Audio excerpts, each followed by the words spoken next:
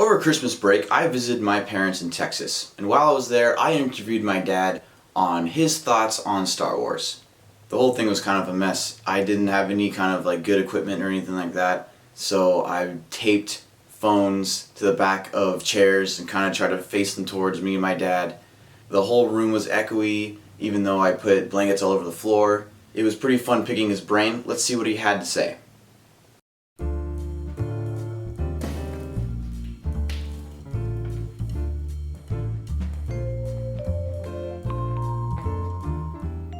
Who are you? I am your father. Really? I'm your father. Oh, Dad! Yeah, come on in. Let's sit down. All right, Dad. So for this interview, I prepared a list of questions for you. Oh.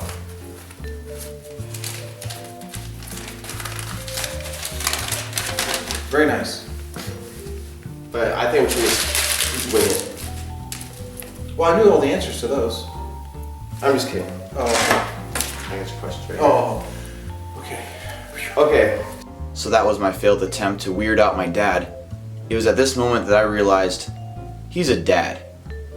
And dads are on a completely different level than all of us. So you saw Star Wars when it came out in theaters in '77, right? I did.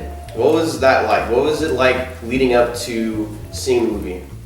Well, I can tell you it was spectacular and awesome because when Star Wars came out, it was like cowboys and Indians and bad monster movies. Mm-hmm. And you go into Star Wars and you see the words disappearing in space as they have them now. Mm-hmm. And you saw Leia's ship coming at you and the destroyer coming after it. Yeah. Nothing ever was like that before. It was awesome. Okay. And we went all the way to San Francisco to see it in a 6-channel surround sound system with a parabolic screen. Wow. It was awesome. What was the buzz like leading up to the film? What was everyone talking about or feeling? You know, what were they expecting before everyone had seen the movie? It was one of those things that it couldn't be as good or as awesome as the lead up because no movie, no film could be that way. Right. The things they were saying had to be an exaggeration. Okay. So back then, you pretty much could only see the movies in theaters, right? That's all. So the movie would come out, and then you have to wait 3 years for the next movie to come out. That was terrible. So what was going on? What was going on in the gaps between, let's say, the first and second one?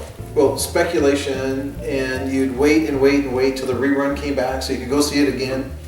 And then you try to figure out what they're really going to do and what did they really mean. And it was sort of like it is today, except you had more time because it was 3 years. Yeah. And so if you think about it, the first 3 movies took 9 years. Yeah. It was horrible. Did you kind of forget what some things, like, wait, what was that? Because that was like 3 years ago? You did, but what they did a great thing. When the new movie came out, they would show the old one in the same theater. Oh, okay. So you would go see the new one and then see the previous one with it as well.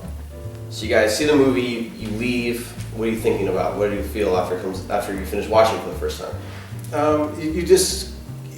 You can't believe what you just saw and what you experienced. Yeah. With the sound effects were like nothing you've heard before. Again, cowboys and Indians. You hear the gunshots and the horses on the trail. Yeah. And now you have communications. You have all the noises of the droids, and you have all the noises that the ships make. And Darth Vader's voice and his breathing. I mean, there's just nothing like it. So what do you think the process was for Star Wars going from a groundbreaking movie that tells a cool story to becoming a global phenomenon that's pretty much a staple in human culture, really? Well, I think it was too good to be true, and people wanted it, but it was sort of a funny thing because the adults were sort of like I call them the toys, the replicas, but they didn't really want them because it wasn't cool to have a miniature Darth Vader. Yeah. So they gave it to their children, right? And then now they had them. Okay. But it sort of changed the culture and changed the thinking because it set the bar really high. And right after that, other space movies came out, and they were just really cheesy, trying to mimic Star Wars. They were just really, really bad. Gotcha. Is it weird for you to think that Mark Hamill is older now than Alec Guinness was when he made Star Wars? Alec Guinness being Obi-Wan. Yeah, never gave it a thought actually, because the actors in the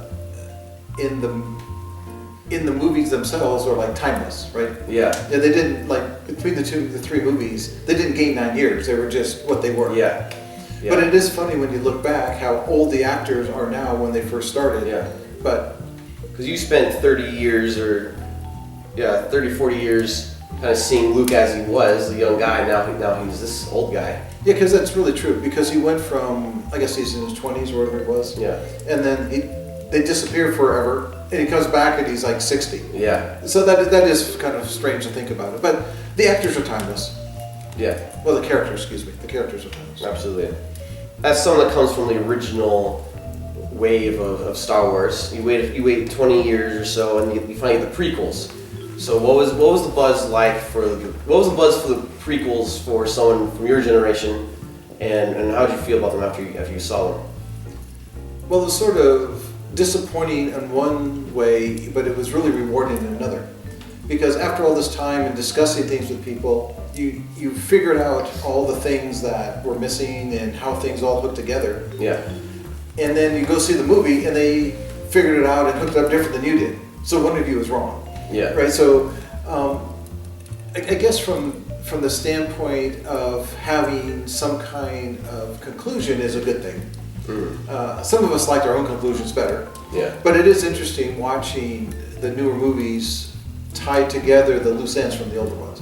It's definitely helpful. So what was it like when I started growing up and you introduced me to Star Wars for the first time? Well, originally we went to Disneyland and you went on Star Tours and you thought that was the best thing in the world and you hadn't seen I didn't even know what Star Wars was. Nope, you didn't see any of the movies yet. Yeah. And so on the way home we told you that that ride was based on a movie. Yeah.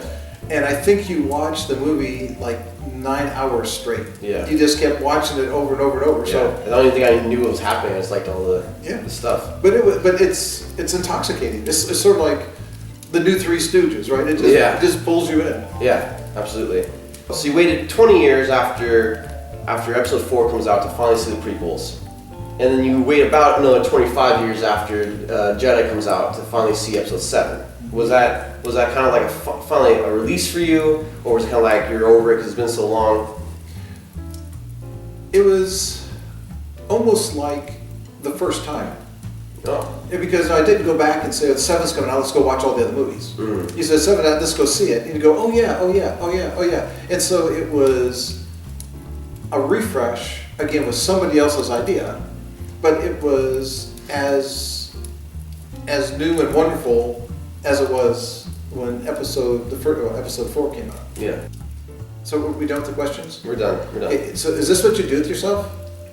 I mean, really, you're what, almost 30 and you're playing around with Star Wars and you believe all these old stories and these kids' toys? I mean, really? Why don't you think of your future? I mean, what is this going to give you? You got a great girlfriend, you know, you can't let her get away, your mother's worried about you, your sister thinks you're a nut. Why don't you just do something with yourself? Get a job, get something real.